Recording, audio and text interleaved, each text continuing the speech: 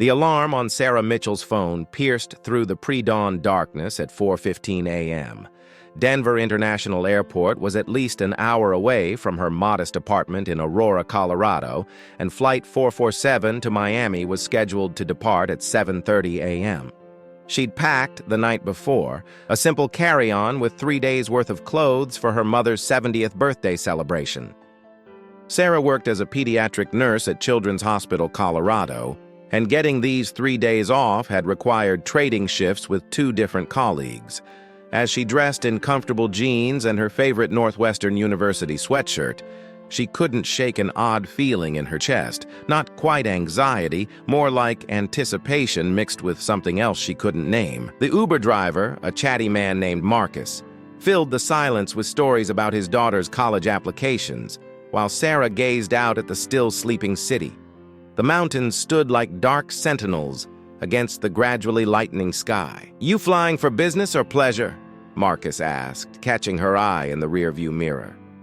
"Family," Sarah replied softly. "My mom's birthday." "That's nice. Family's everything, you know. My wife always says," Marcus continued, but Sarah's mind drifted to her mother, alone in that big Miami house since Dad had passed 2 years ago. The guilt of living so far away gnawed at her constantly, manifested in weekly video calls that never felt like enough. At the airport, the early morning crowd moved with practiced efficiency. Business travelers with their roller bags and Bluetooth earpieces, families corralling sleepy children, the occasional college student with a backpack that looked too heavy. Sarah had always been a people watcher. It came with the job, really. Reading faces, understanding pain that couldn't be verbalized, noticing the small details that revealed larger truths. The security line moved quickly. TSA pre-check was one of the few luxuries Sarah allowed herself, a small investment that paid dividends in saved time and reduced stress. As she collected her belongings from the conveyor belt, she noticed an elderly woman struggling with her shoes, hands trembling slightly as she tried to tie the laces. "Here, let me help," Sarah said, kneeling beside the woman. "Oh, thank you, dear." "These old fingers aren't what they used to be." The woman's voice carried a slight southern drawl. "Martha Henderson," she said, extending her hand once her shoes were secure. "Sarah Mitchell. Where are you headed?" "Miami." Then catching a connection to Nassau. "Haven't seen my grandbabies in 6 months." Martha's face lit up at the mention of her grandchildren. "I'm on the Miami flight, too." "Gate B42? That's the one. Perhaps we'll be seat neighbors. Wouldn't that be nice?" They parted ways at the terminal's main corridor, Martha heading to grab coffee, Sarah making her way directly to the gate. The waiting area was already half full. She found a seat near the window where she could watch the ground crew preparing the aircraft. A Boeing 737-800, she noted. The same type of plane she'd flown dozens of times. Sarah's phone buzzed with a text from her mother. "Can't wait to see you, sweetheart. Made your favorite key lime pie." She smiled, typing back a heart emoji, and "See you soon, Mom." The gate agent's voice crackled over the intercom. "Good morning, passengers. This is the initial boarding announcement for Flight 447 with service to Miami. We're expecting an on-time departure, and the weather looks beautiful all the way to South Florida." Sarah had been assigned seat 14A, a window seat she'd specifically chosen when booking. She preferred watching the landscape transform below, finding something meditative in the gradual shift from mountains to plains to coastline. As a child, she'd imagined stories about the tiny houses and cars below, creating entire lives for people she'd never meet. Boarding Group B was called, and Sarah joined the queue. The man in front of her was on a heated phone call, his voice tight with frustration. "I don't care what Henderson says. The contract clearly stipulates—" He paused, listening. "No, absolutely not. Tell them if they can't meet the original terms, the deal's off." Sarah tried not to eavesdrop, but in the confined space, it was impossible. The man, mid-40s, expensive suit, Rolex catching the fluorescent lights, ended his call with an angry jab at his phone screen. He turned slightly, and she caught a glimpse of his boarding pass. First class, naturally. Seat 2B. The name read Daniel Morrison. As they shuffled forward, Sarah noticed a young mother struggling with a toddler and an infant, trying to collapse a stroller while balancing a diaper bag that kept sliding off her shoulder. Without hesitation, Sarah stepped out of line. "Let me help with that," she offered, taking the diaper bag and helping guide the stroller into its compact form. "God bless you," the mother breathed, shifting the infant to her other hip. "I thought I could handle this solo, but—" She trailed off, exhaustion evident in every line of her face. "We all need help sometimes," Sarah said, tagging the stroller for gate check. "How old are they?" "Emma's 2.5 and this little guy is 4 months. We're going to see my mom in Miami." "First flight with both of them. You're brave," Sarah laughed. "I'm Sarah, by the way. Jessica Palmer." She managed a tired smile. "Seats 24D and E. Thank God I got 2 together." They boarded together, Sarah helping Jessica navigate the narrow aisle with her children and bags. The flight was filling quickly. Sarah noticed Martha Henderson settling into seat 18C, catching her eye and waving. The businessman from the boarding line, Daniel Morrison, was already seated in first class, laptop open, fingers flying across the keyboard. Sarah reached row 14 and paused. In her window seat sat an elderly man with an oxygen tank, his weathered hands gripping the armrests. The middle seat held his companion, a woman who looked to be his daughter, based on the similar set of their eyes. "Excuse me," Sarah said gently. "I think you might be in my seat?" The younger woman looked up, her face flushing. "Oh God, I'm so sorry. Dad, we need to move." The elderly man started to shift, his breathing labored. It's okay, sweetheart. We can move." Sarah glanced at their boarding passes. They were supposed to be in 14B and C. The man had taken the window, probably for something to lean against. His skin had that particular gray pallor she recognized from years in the hospital. COPD, maybe, or congestive heart failure. "No, please stay there," Sarah said quickly. "It's no problem at all. Where are your actual seats?" "We're in 22B and C," the daughter replied. "But Dad has such a hard time walking that far, and I thought if we just sat closer to the front—" Sarah understood immediately. The FAA required passengers to sit in their assigned seats for weight and balance calculations, but she also understood the human element. "How about this? I'll take one of your seats in row 22. That way, everyone's where they're supposed to be, technically." The relief on both their faces was palpable. "Are you sure?" the daughter asked. "That's so kind of you." "Absolutely sure." Sarah smiled at the elderly man. "You remind me of my dad. He hated flying too." "Richard Coleman," the man wheezed, extending a shaky hand. "This is my daughter, Patricia. Sarah Mitchell." "Pleasure to meet you both." Sarah gathered her bag and made her way back to row 22, the middle seat. She'd specifically avoided booking a middle seat, but sometimes life asked you to make small sacrifices. As she settled in, she noticed her new seatmates. 22A was a teenage boy with headphones already on, lost in his phone. 22C was empty for now. The boarding process continued around her. She watched as more passengers filed past. A young couple clearly on their honeymoon, unable to keep their hands off each other, a group of college kids wearing University of Florida gear, a woman in a business suit who looked like she hadn't slept in days. Then she saw him. The man taking seat 22C moved with military precision even in civilian clothes. Broad shoulders, close-cropped hair going gray at the temples, a small scar along his left jawline. He stowed his bag with economical movements and settled into his seat without a word. "Hi," Sarah offered, her nurse's instinct to put people at ease kicking in. "I'm Sarah." He turned and she was struck by his eyes, green, alert, constantly scanning. "Jack," he replied simply. No last name. His handshake was firm but brief.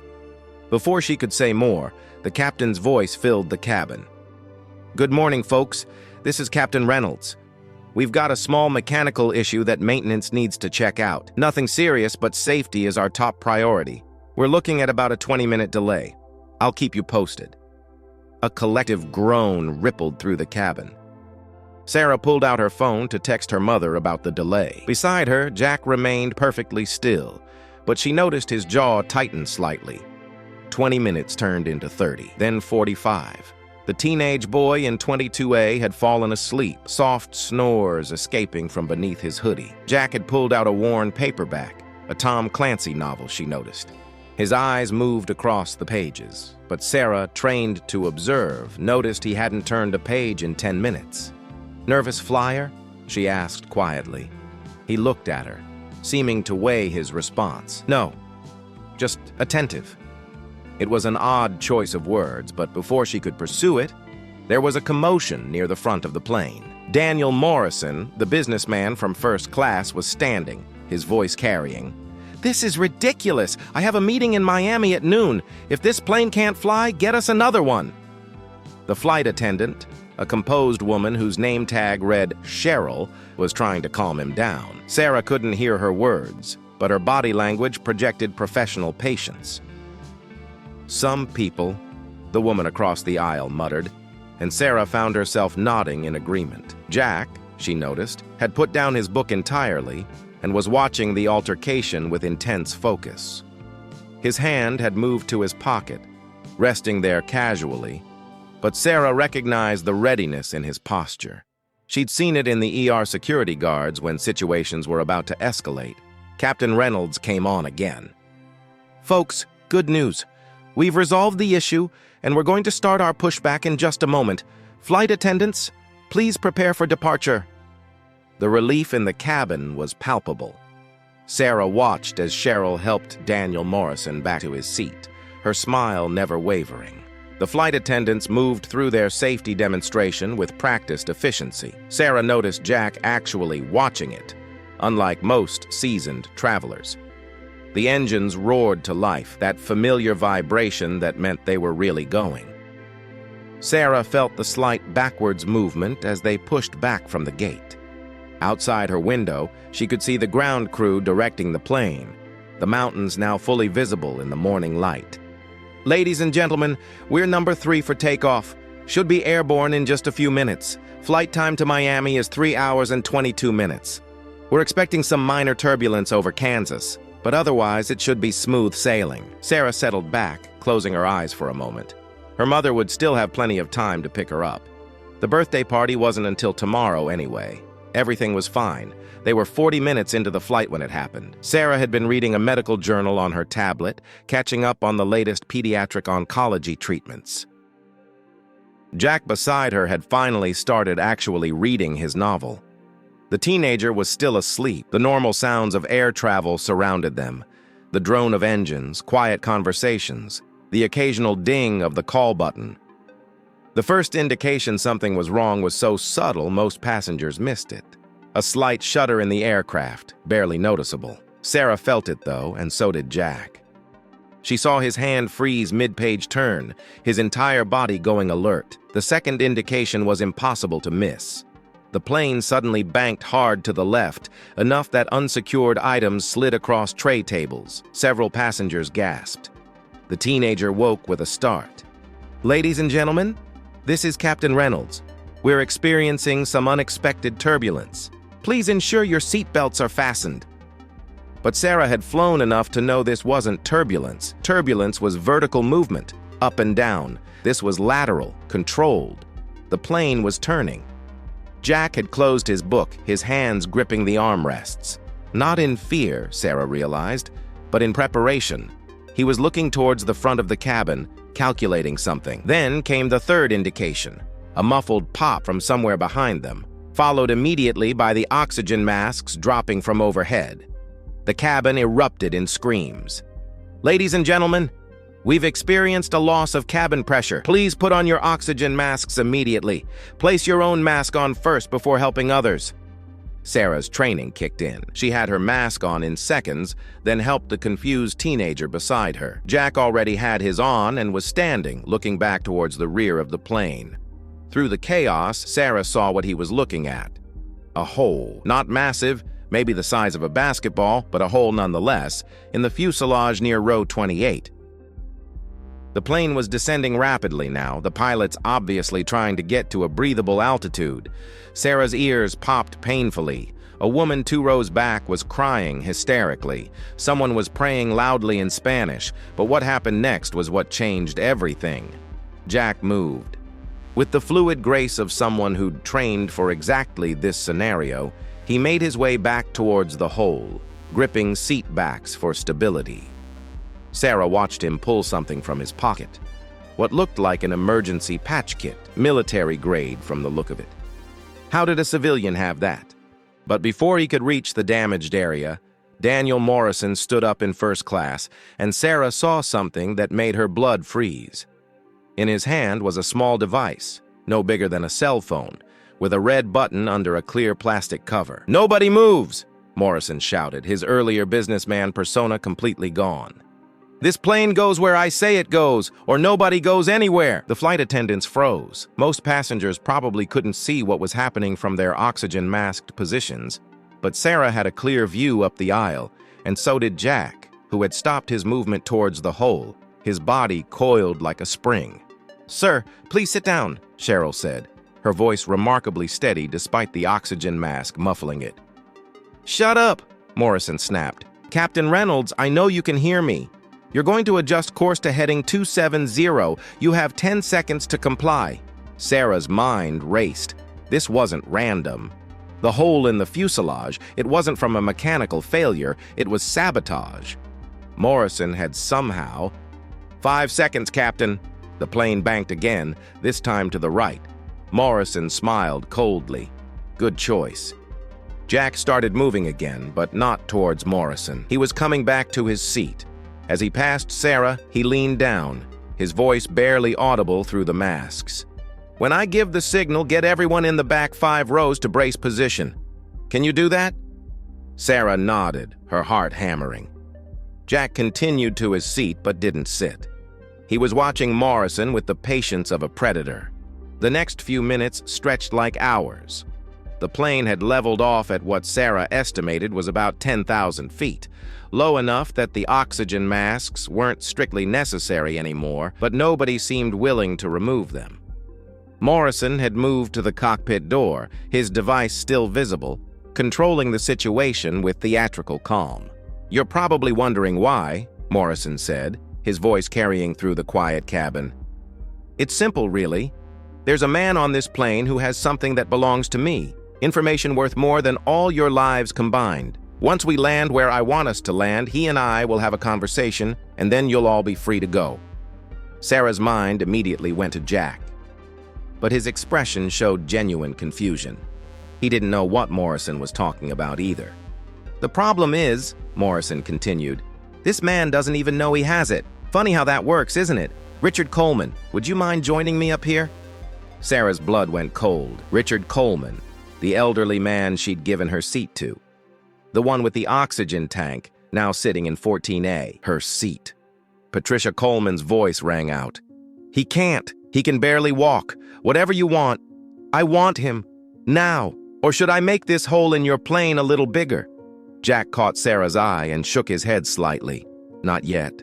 Slowly, agonizingly, Richard Coleman made his way forward, his daughter supporting him, his oxygen tank dragging behind. When he reached Morrison, the businessman smiled. "Mr. Coleman, former FAA inspector, retired 5 years ago due to health issues.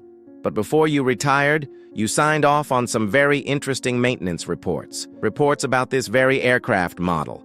Reports that were, shall we say, edited after your signature was obtained." Richard's face, already pale, went white.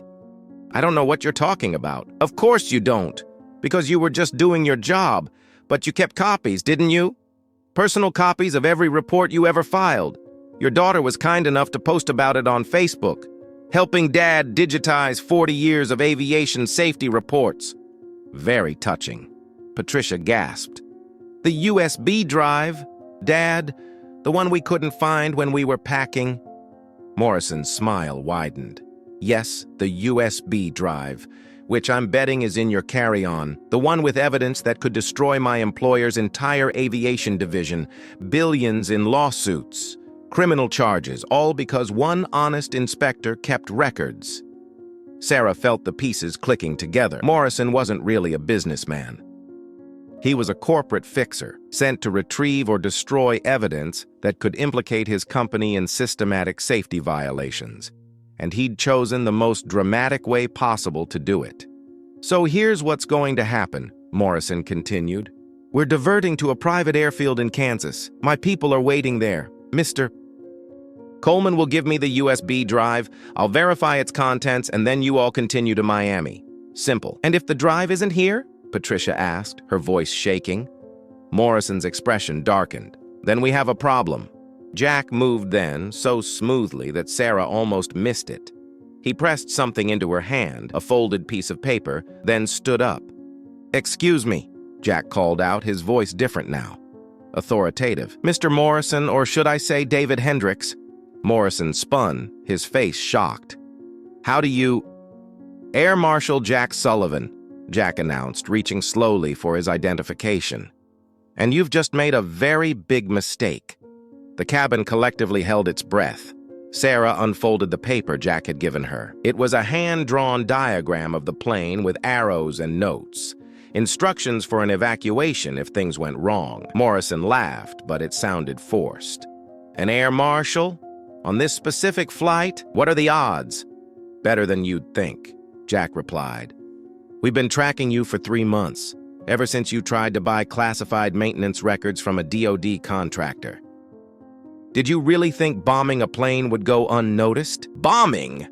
Morrison's voice pitched higher. I didn't bomb anything. The hole was just to force an emergency landing, a controlled decompression. Nobody was supposed to get hurt. Tell that to the woman in 28C who was inches from being sucked out, Jack said, moving slowly up the aisle. Drop the device, Hendricks. Sarah realized with stunning clarity what was happening. This wasn't random. Jack hadn't just happened to be on this flight. He'd known something was going to happen, but he hadn't known exactly what or when. You're lying, Morrison, or Hendricks, said, but his confidence was wavering. Air Marshals don't announce themselves. You're bluffing. Jack smiled grimly. Usually no. But these aren't usual circumstances. Sarah, he called back without looking. In my bag, front pocket, there's a satellite phone. Can you get it? Sarah moved quickly, finding the phone exactly where he said. It was already on, she realized. Already connected to someone. Bring it here, please. Slowly. As Sarah made her way forward, she heard a tinny voice from the phone. Sullivan, what's your status? Jack took the phone, keeping his eyes on Morrison. Suspect has revealed himself. Attempted hijacking of Flight 447, requesting immediate fighter escort and emergency landing protocols for Kansas International. Fighter escort already en route, the voice replied. ETA 4 minutes. Morrison's face crumbled. No, this isn't. I was just supposed to get the drive. Who hired you? Jack pressed. I want a lawyer. You're at 10,000 feet in a plane you just damaged. Lawyers are the least of your worries. Sarah heard it then. The distant roar of jets. Looking out the window, she saw them. 2 F-16s pulling alongside the aircraft. Several passengers started crying again, but this time in relief. Morrison dropped the device, his hands shaking. Aerospace Global Systems, they hired me. Said Coleman had evidence of a systematic cover-up, faulty parts installed in over 400 aircraft.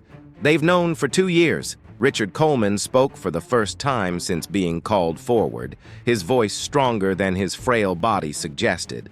I knew something was wrong. The metallurgy reports didn't match the inspection results. But I was overruled. Told to sign off or lose my pension. I signed, but I kept everything. Where's the drive? Jack asked. Patricia reached into her father's carry-on, pulling out a small medication organizer. She opened Tuesday's compartment, and there it was, a tiny USB drive hidden among the pills. I told Dad to keep it safe, she said quietly. I never imagined.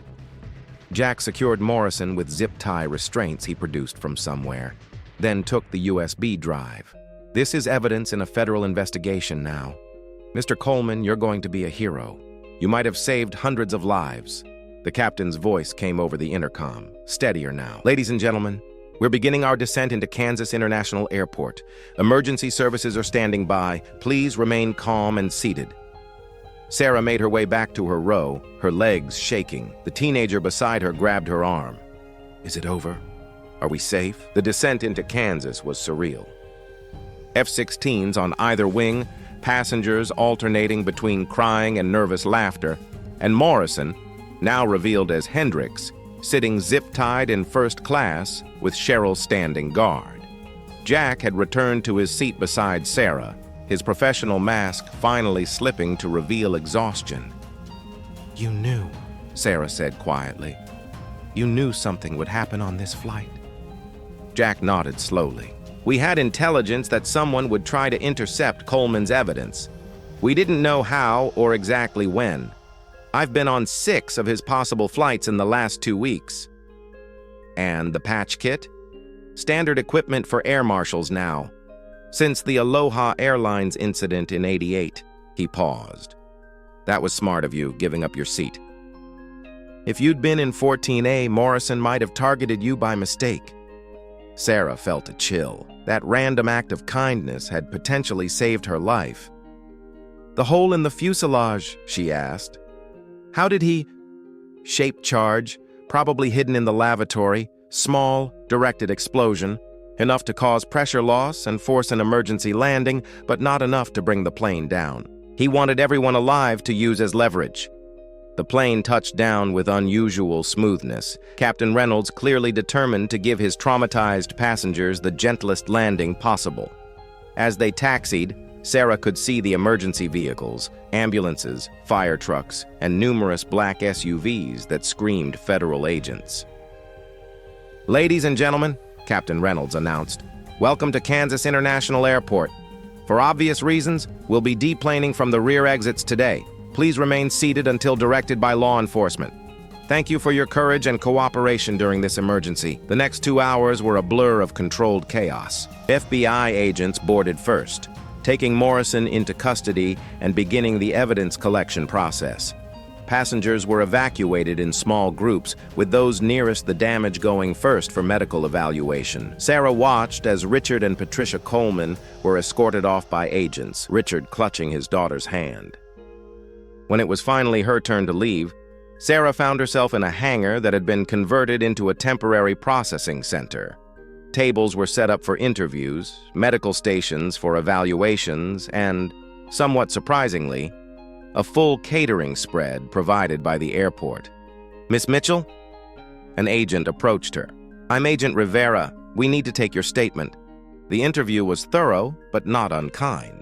Sarah explained about switching seats, what she'd observed of Morrison's behavior, and Jack's intervention.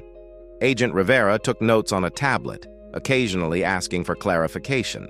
"You're a nurse?" Rivera asked. "Pediatric nurse, yes. Your calm during the situation probably helped keep others calm, too. That's valuable in these scenarios." After the interview, Sarah was directed to a waiting area where other passengers had gathered. Jessica Palmer was there with her children, the baby sleeping peacefully despite everything. Martha Henderson sat with a group of older passengers, leading them in what appeared to be a prayer circle. The teenage boy from 22A was FaceTiming with someone, his voice excited as he recounted the events. "Sarah!" She turned to see Patricia Coleman approaching, her father in a wheelchair now, looking exhausted but alert. "We wanted to thank you," Patricia said, tears in her eyes. "If you hadn't given up your seat, anyone would have done the same," Sarah said, though she knew that wasn't true. Richard reached out a weathered hand. "You saved my life, young lady. And because of that, I get to save others. That evidence, it's going to prevent crashes, save families, all because you were kind."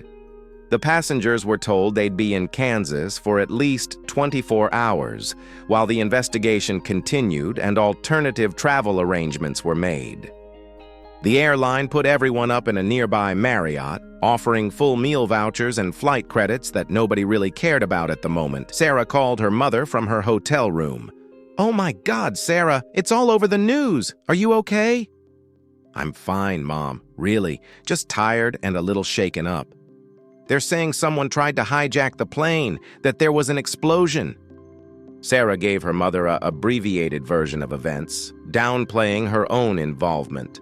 But mothers have a way of reading between the lines. "You gave up your seat to someone," her mother said. It wasn't a question. "That's why you weren't where the hijacker expected." "How did you?" "Because I know my daughter. You've been putting others first since you were 5 years old."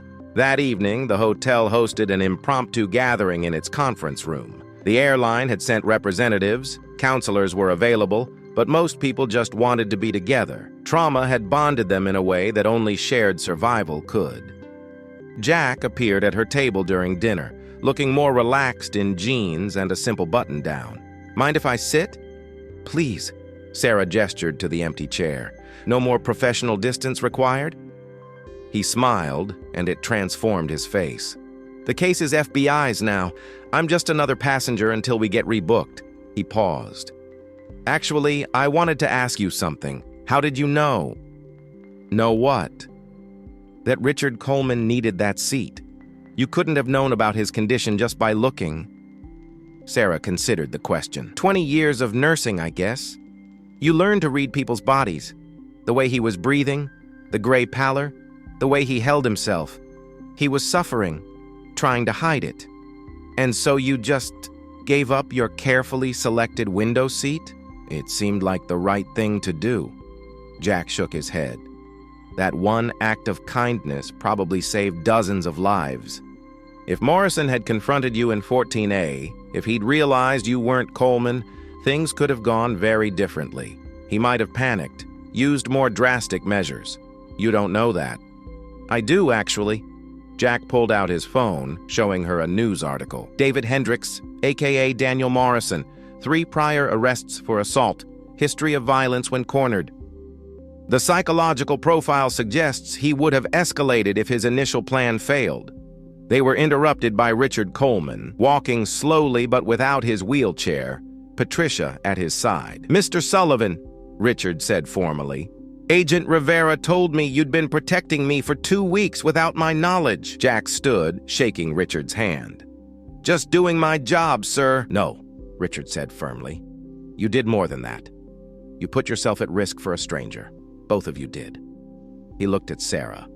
"I've been thinking about what I want to do with whatever time I have left. This evidence, this case, it's going to be big. Aerospace Global Systems has contracts with major airlines worldwide. The investigation could take years." "What are you saying, Dad?" Patricia asked. "I'm saying I want to be part of it. Testify. Help the prosecutors understand the technical aspects. Make sure this never happens again." He looked stronger than he had all day, purpose lighting his eyes. "I was a coward before signing those papers to protect my pension, but I've been given a second chance." The next morning brought a media storm. Sarah woke to find her phone flooded with calls from reporters who'd somehow gotten her number. The hotel lobby was surrounded by news vans. The story had evolved overnight. It wasn't just about an attempted hijacking anymore. The evidence on Richard Coleman's USB drive had been preliminarily reviewed, and the implications were staggering. 417 aircraft currently in service had potentially faulty parts. Aerospace Global Systems stock had plummeted in after-hours trading. The FAA had ordered immediate inspections. Airlines were voluntarily grounding planes. "Miss Mitchell!" A reporter caught her as she tried to slip out a side door for coffee. "Is it true you gave up your seat to save Richard Coleman?" "I didn't know I was saving anyone," Sarah said honestly. "I just saw someone who needed help. But if you hadn't switched seats, then we wouldn't be having this conversation." Jack's voice came from behind her. He stepped smoothly between Sarah and the reporter. "Miss Mitchell has no further comments." They walked to a small cafe 2 blocks away, finding a quiet corner booth.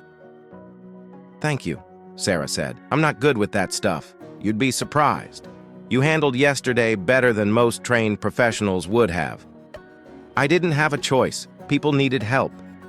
"There's always a choice. You consistently chose others over yourself. That's rare." Sarah stirred her coffee, uncomfortable with the praise. "What happens now? With the investigation?"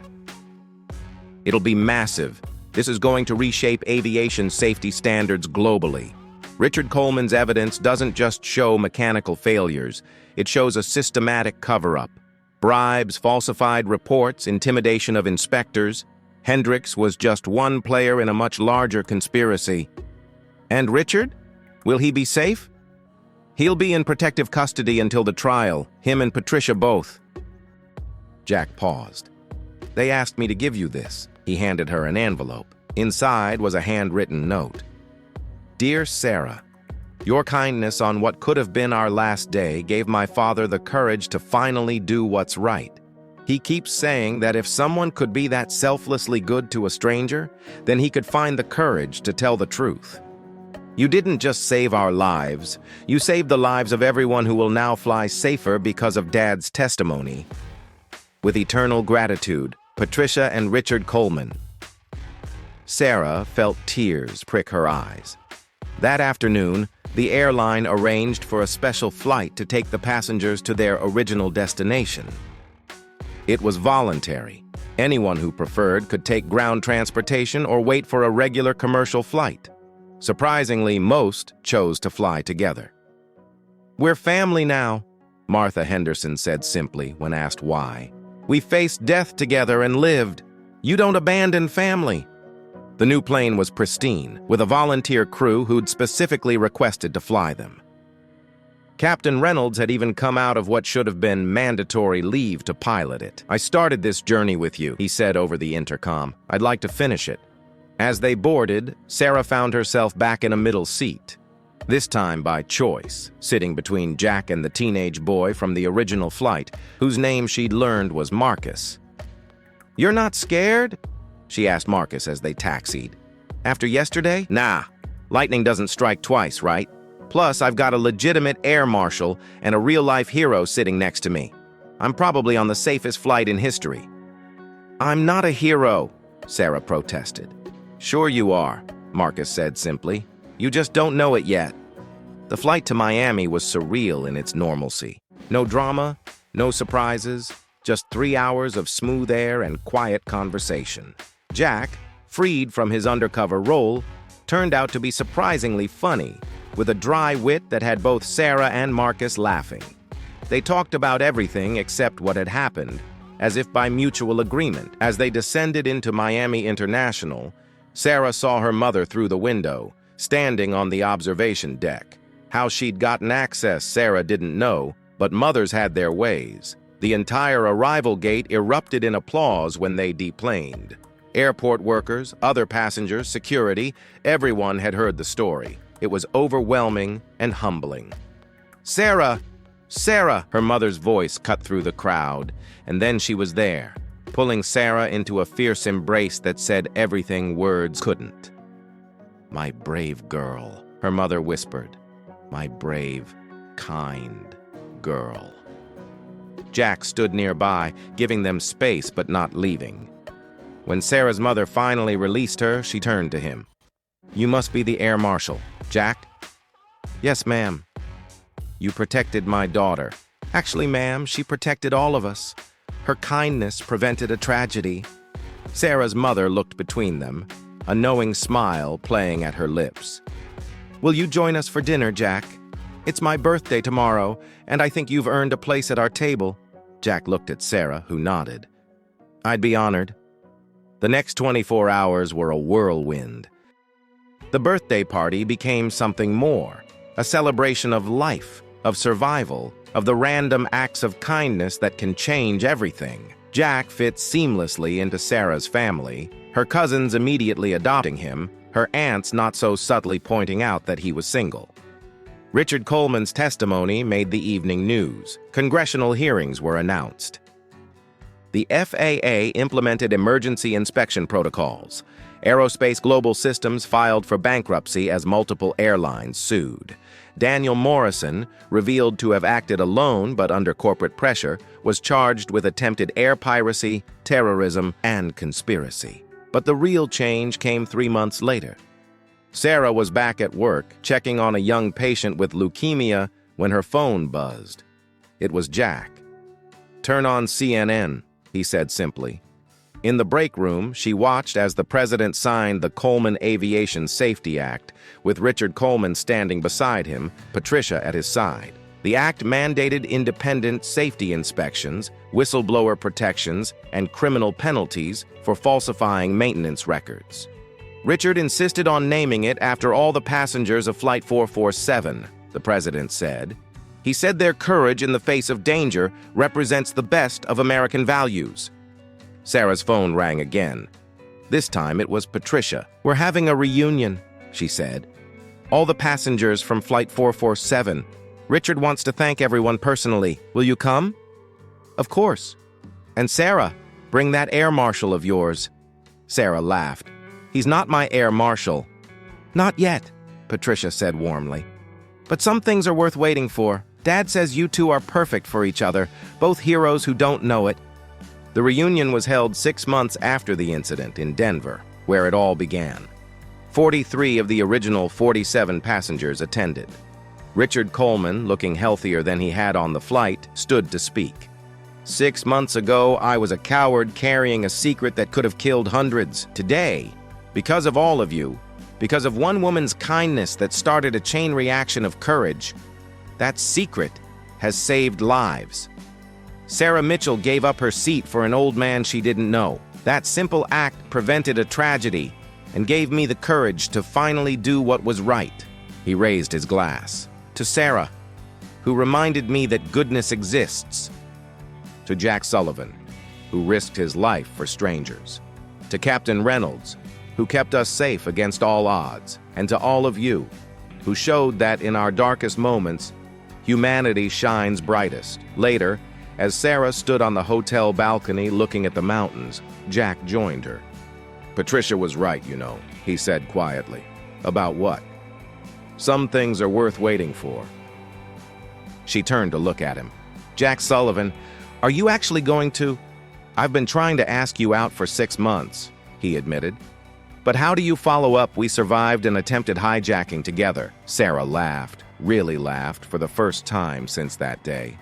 "How about, would you like to have dinner somewhere that's definitely on the ground?" "Would you?" "Yes."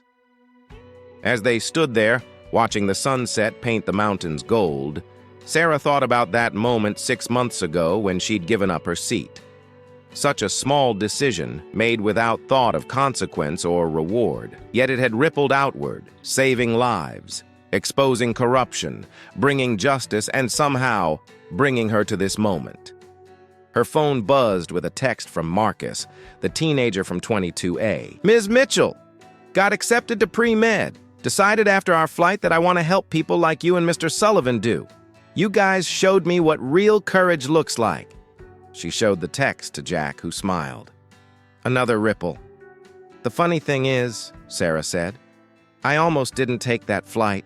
I could have driven to Miami, taken the train, flown the day before. But something made me choose that specific flight."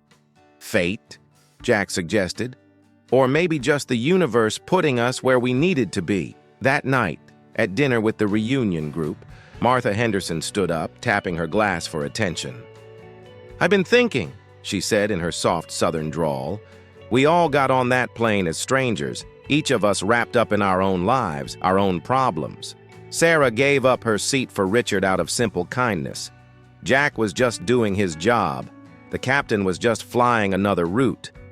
But when evil showed its face, we became something more. We became proof that good people, doing good things, even small things, can change the world." She raised her glass. "They're calling Richard a hero for his evidence. They're calling Jack a hero for stopping Morrison. But I say we're all heroes. Every person who helped someone else put on their oxygen mask. Every person who stayed calm. Every person who comforted a stranger. That's what heroism really is. Ordinary people choosing to be kind, choosing to be brave, choosing each other." The room erupted in applause, but Sarah barely heard it. She was thinking about her father, who had passed 2 years ago. His last words to her had been, "Be kind, Sarah. In a world that can be cruel, be kind." She'd lived by those words, never knowing they would save her life. The courtroom was packed as Sarah took the witness stand. The trial of aerospace global systems executives had been going on for 3 months, and she was one of the last witnesses. Dr. Mitchell, the prosecutor began. She'd gotten her doctorate in nursing 2 years ago. Can you tell the jury about your decision to switch seats on Flight 447? It wasn't really a decision, Sarah said clearly. I saw someone who needed help, and I helped. That's all. But if you hadn't switched seats, then Daniel Morrison would have confronted me instead of Mr. Coleman. The situation might have escalated differently. How do you know this? Because Mr. Morrison confessed that he would have, in his words, done whatever was necessary to get that USB drive. If he'd realized I wasn't Mr. Coleman, if he'd thought I was hiding something. She paused. People would have died. After her testimony, Sarah found Richard Coleman waiting in the hallway. He was in a wheelchair now, but his eyes were still sharp, still fighting. Almost done, he said with satisfaction. 16 executives indicted, new safety standards implemented worldwide, and over 1,000 planes properly repaired. Was it worth it? Sarah asked. Everything you've been through? Richard smiled.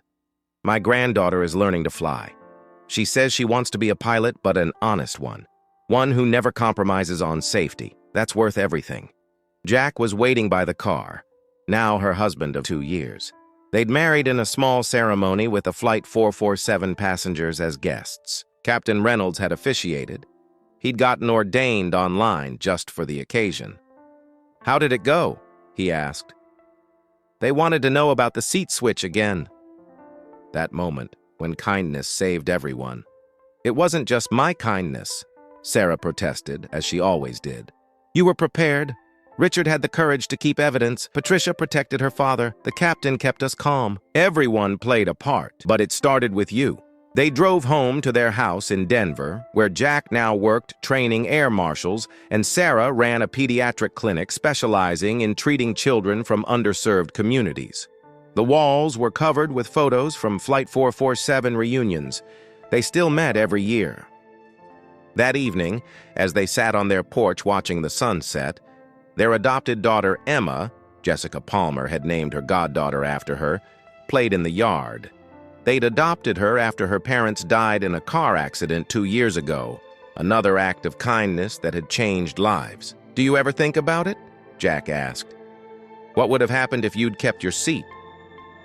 Every day, Sarah admitted, but not with regret, with gratitude. Every choice we make, even the small ones, can change everything. Dad used to say that kindness was like dropping a pebble in a pond. You never know how far the ripples will travel. The doorbell rang. It was Marcus, now in his 3rd year of medical school, stopping by for their weekly dinner. He'd become like a little brother to them both. Did you hear? He said excitedly. The Coleman Foundation just approved funding for my research project on trauma response in aviation incidents. The Coleman Foundation, Patricia had started it with the settlement money from the Aerospace Global Systems lawsuit. It funded safety research and supported survivors of aviation incidents. As they sat down to dinner, Sarah's phone buzzed with a news alert. Final Aerospace Global Systems executive sentenced to 15 years in Coleman case. Justice. Finally complete. But for Sarah, the real victory wasn't in the courtrooms or the headlines. It was in this moment, surrounded by chosen family, living a life built on the foundation of one simple act of kindness. She thought of that morning 5 years ago, rushing through Denver International Airport, stressed about being away from work, worried about her mother being alone. She'd had no idea that switching seats would prevent a tragedy, expose corruption, save lives, and give her the family she'd never known she needed. What are you thinking about? Jack asked, noticing her distant expression. Just that sometimes the most important moments of our lives happen when we're not paying attention, when we're just being human. Marcus raised his water glass. To being human. To being kind, Jack added. To Flight 447. Sarah finished. The flight that never reached its destination but took us all exactly where we needed to go. Outside, the Colorado sky stretched endlessly, painted in shades of hope. Somewhere up there, planes flew safely because of Richard Coleman's courage. Families arrived at their destinations because of improved safety standards. Lives continued that might have been lost. All because one morning on a flight that never reached Miami, a nurse gave up her window seat to an elderly man who needed it more. The ripples were still spreading, based on true events that remind us how individual acts of kindness can prevent tragedies and change the world. While Flight 447 is fictional, the power of human compassion it represents is very real.